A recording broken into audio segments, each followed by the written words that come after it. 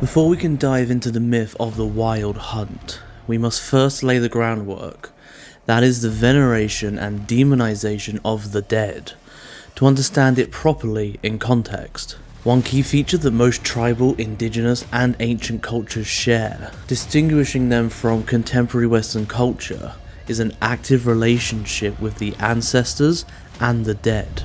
Some authors have made a case for Saint Nicholas being associated with the ancient phenomenon of the wild hunt, where a deity or another legendary figure leads a ghostly army travelling across the European winter sky, especially the nights in the dead of winter between December 6th, the birthday of Saint Nicholas, and January 6th, Epiphany. The general concept is that, at a certain time of year, the veil between worlds thins and the dead will visit the living, often in disguise. In heathen times it was understood that not all the dead rest in peace forever after. Some souls of the dead continue to roam the land and visit the living in all seasons. Therefore, one of the purposes of the wild hunt is to sweep the land and sky clean of old energy, energetic manifestations that serve no more, and the souls of the unquiet dead. Deep winter once held real terror as death preyed on the weak and vulnerable. Scandinavian people expressed age as how many winters a person had lived. This holy terror was felt deeply by our pre-Christian ancestors, and lives on in many Yuletide traditions. Let's make one crucial point up front. Hell, spelled with two L's, is a Christian invention. Pre-Christian people did not believe in hell, one L, as a realm of eternal damnation of the human soul. However, there was a general cultural awareness that death can be compromised, and that not all the dead automatically arrive in an idyllic location in the afterlife. Christianity deliberately replaced this nuanced and realistic cosmology with the more dualistic and simplistic model of three destinations after death. Heaven, God-fearing good Christians fly straight up to heaven. Hell, the realm of eternal damnation and eternal punishment.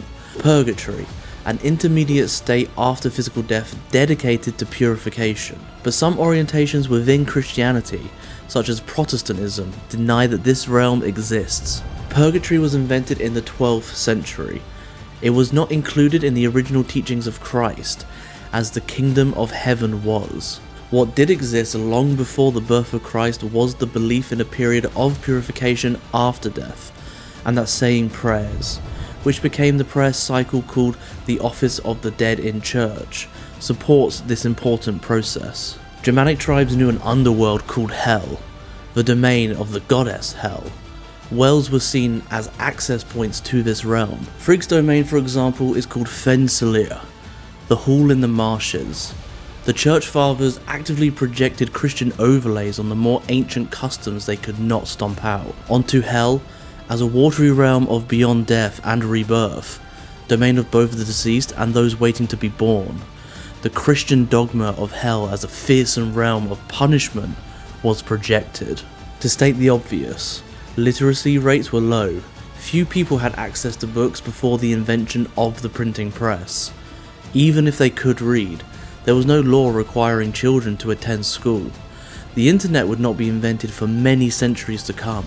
Morality plays acted as a form of education and entertainment at the same time. The myth of the wild hunt occurs in many countries, ranging from England, Scotland, Germany and Iceland, to the Netherlands and the Alps. The wild hunt is a procession led by a supernatural being or deity, roaming the countryside and revelling, hunting, killing, or eating everything in their path. The name of the leader of the hunt varies from place to place. Perhaps surprisingly, the leader of this hunt was originally female, a goddess. Her most common name was Pachta or Hulda, which was recorded by Latin authors as Diana or Herodas. Seeing the wild hunt was thought to presage some catastrophe, such as war or plague, or at best the death of the one who witnessed it. Mortals getting in the path of, or voluntarily following, the hunt could be kidnapped and end up in the land of the dead.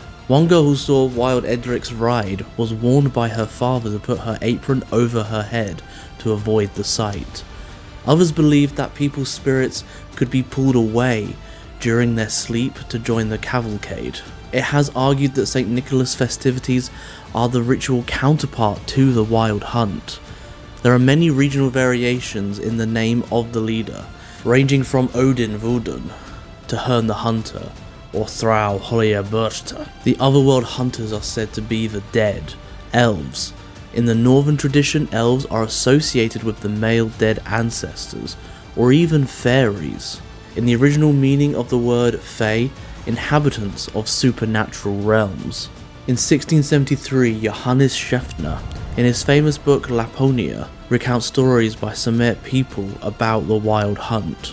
And the author Helene Adeline Gruber wrote about Odin and his 8-legged magical horse Sleipnir collecting the souls of the dead in her book from 1895, Myths of the Northern Lands. The concept entered the popular imagination courtesy of Jacob Grimm in 1835 when he published Deutsche Mythology. Grimm suggested that this myth began life as a hunt led by a god and goddess, visiting the land during a holy period. They would have brought blessings in return for the offerings left out by the people. Their voices could be heard in the howling winds. But due to the filter imposed by Christianity, this later became a pack of ghouls with malicious intent. In the medieval period, after the ancient gods had been demonized and banned from collective consciousness, the leaders of the Wild Hunt were said to be characters based on real-life personae, such as Charlemagne, King Arthur, or Frederick Barbarossa, the Holy Roman Emperor of the 12th century. In the 16th century, Hans von Hackenberg was said to lead the Wild Hunt. The story recounts him slaying a boar, accidentally piercing his foot on the boar's tusk and poisoning himself. The wound was fatal, and upon his death, von Hackenberg declared he didn't want to go to heaven, but instead continue with his treasured vocation, hunting. He was then forced to do this for an eternity in the night sky, or, as recounted in alternate versions, condemned to lead the Wild Hunt. Sources cite his name as possibly being a corruption of an epithet of Odin's name. In Wales we find a variation of the tale where Gwen ap Nuad, the Celtic lord of the dead, appears as the leader. He is said to be followed by a pack of hounds with blood-red ears. Those same hounds appear in England, where they were called the Gabriel Hounds. Seeing them spelled doom. In England, the leader was Hern the Hunter of Hatherling, with a possible connection to the mythical king Herla. The tradition of the Orkney Islands speaks of fairies or ghosts coming out at night and galloping around on white horses. In France, we find a female leader of the hunt, Maisonnée de Heliquin, the goddess of death. The word myth has two opposite meanings. It can refer to a timeless ultimate truth, such as the creation myths that underpin many world religions, or it can mean a made-up tale or falsehood. For that reason, it is easy to read up on the topic with 21st century eyes and claim that it is pure fantasy, born of the human imagination. However, consider the following. Clerics in 12th century Britain reportedly witnessed the Wild Hunt. They claimed there were 20 to 30 hunters in the party, and the hunt continued for 9 weeks. The earlier reports available of the Wild Hunt generally represented the participants as diabolical, whereas in later medieval retellings, the hunters became fairies instead. In Scotland, the Wild Hunt is closely linked to the fairy world in many sources. Evil fairies, or fae, were said to be cast out from the Slag or Unseelie Court, the noble fairy court. The Slag allegedly flew in from the west in order to capture dying souls, resulting in people in Scotland well into the 20th century closing windows and doors on the west side of their houses when they had a sick person inside. In Scandinavia, the Wild Hunt was not seen, only heard. In our time, contemporary heathen pagan shamanic practitioners actively work with the concept of the Wild Hunt and perform psychopomp work, escorting souls to the right destination in the afterlife. The aim of this work is to embrace, not fight, the forces of chaos in a constructive way, meaning that old and stuck energies are cleared away. Seeds for new concept and paradigms are planted.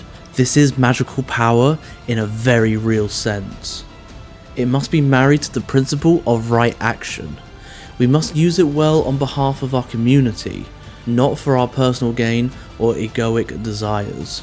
The engagement with this type of work has brought a renewed interest in folklore, because so many people are eagerly honouring and reconstructing the old ways of our ancestors. Once again, a reversal is at stake.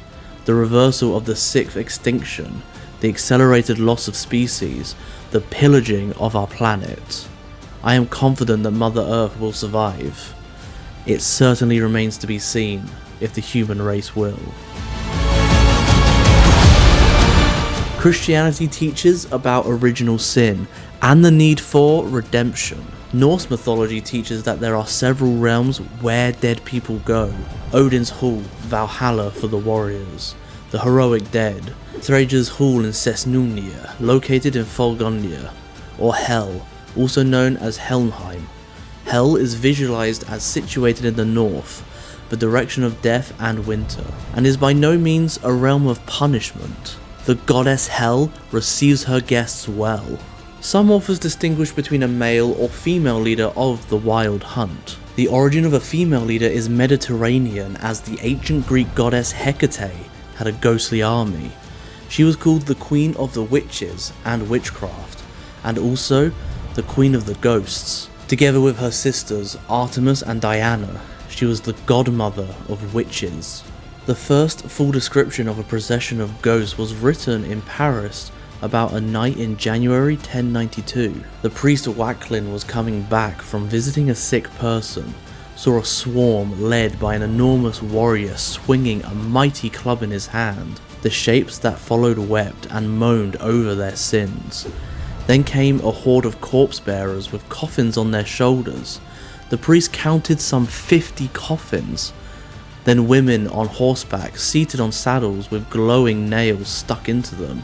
Then a host of ecclesiasticals on horseback. The priest knew many of these people who had died recently. He concluded at last that he had seen the familiar Helencini, of whom many had told him, but in whom he had never believed. Now, he had truly seen the dead.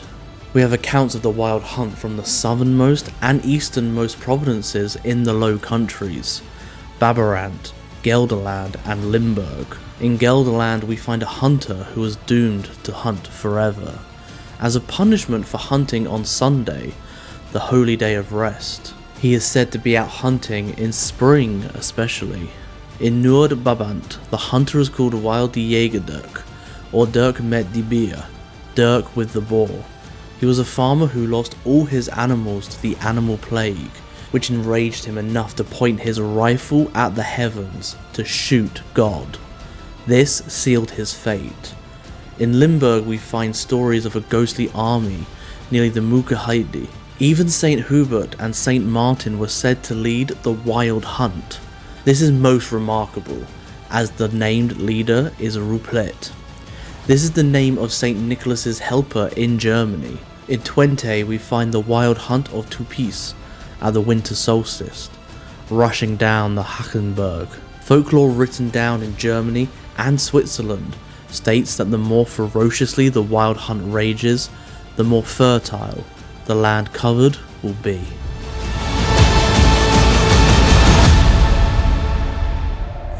If you enjoyed this video, I'm going to guess that you'd be interested in the pre-Christian spirituality of the Low Countries, which means we have the perfect book for you. North Sea Water in My Veins, written by Imelda Almqvist, who also provided the words and information for this video.